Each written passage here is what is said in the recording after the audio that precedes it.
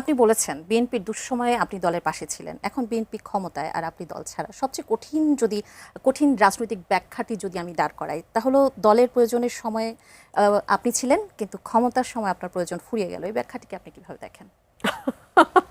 এটা তো আপনি দিয়েই দিলেন যে দুঃসময় প্রয়োজন ছিল, সুসময়ে প্রয়োজন শেষ সেখানে কোনো হয়ে গেল। আক্ষেপ আছে আপনার? একদম না, একদম না। এবং আমার কাছে সবসময় মনে হয় যে আপনাকে যদি সংসদ সদস্য হতে হয়, সেটা সরকারি দলের সংসদ সদস্য হয়ে আসলে আপনার ঝিমানো ছাড়া পার্লামেন্টে তেমন কোনো কাজ নাই।